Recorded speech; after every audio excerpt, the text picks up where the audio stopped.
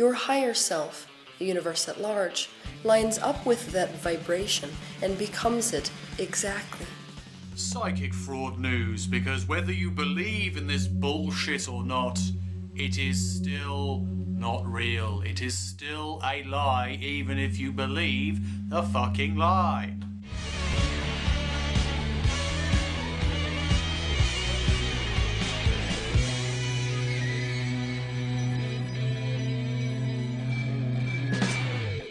If you focus positively in an aspect of appreciation towards something that is in the now, it's the same as telling your higher self that what you want is now, and so your higher self joins you where you are, and there's no gap between you and your higher self, no gap between you and your desires. Magical thinking is fairly harmless in small doses, but in bigger doses you spend so much time wishing for things to come true and trying to access certain spiritual powers, you don't actually move forward with your actual life.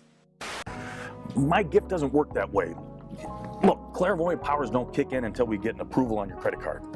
I usually read quite a few articles a week on psychics, cold reading, and other relating topics. And here's one for you to check out, which will be linked below. It talks about some of the obvious ways in which we can be fooled, and if you're a person who's a believer who's making it fit, you'll be fooled a lot easier. It's extremely easy to do cold readings. All you need to do is basically throw out general information, so-called Barnum statements. The feedback you get from the person you're reading, you use that to make the reading even more specific. And then, of course, when you get misses, you can change it by trying to find where it fits or where they're allowing it to fit. The easiest thing, of course, is that these people who come along to the shows, one-to-one readings, or spiritualist churches, they're usually believers. Therefore, they're after a reading, they're wanting to make it fit, and of course, they make it fit. I spoke about this woman in the past, a woman called Rose Marks, and she basically scammed 25 million off her clients over the course of years. Had people, including a famous author, going to see her regularly and paying her large amounts of money for bullshit. And basically, this woman had not only a luxurious lifestyle as a result, also a gambling addiction, enjoyed large houses, and of course, exotic cars. Just to know that your money's going to the right place.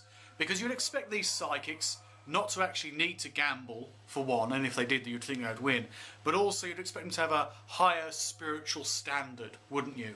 You'd expect them to be of high moral standing, giving their money to charity, helping out their fellow man, but instead what do you find?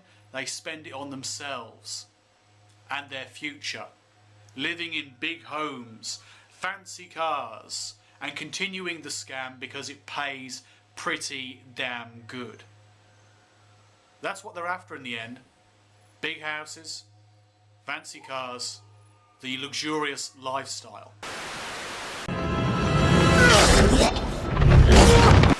Mediums who claim to read celebrities have the easiest job in the world because the information is out there.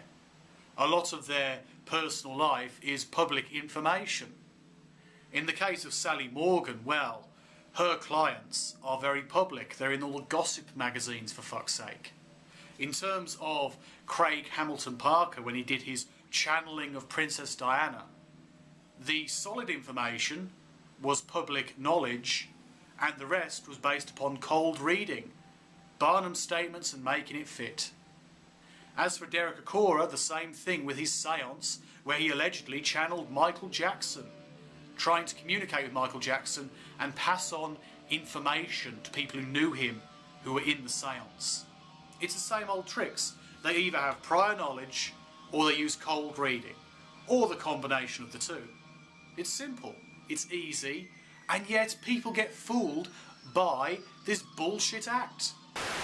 I'd like to welcome you again to my webcast. It's always such a joy to be with you. Between the phone readings that can run into the hundreds of dollars, the 45 books and consulting fees, her evil empire rakes in profits estimated to be in the hundreds of millions of dollars.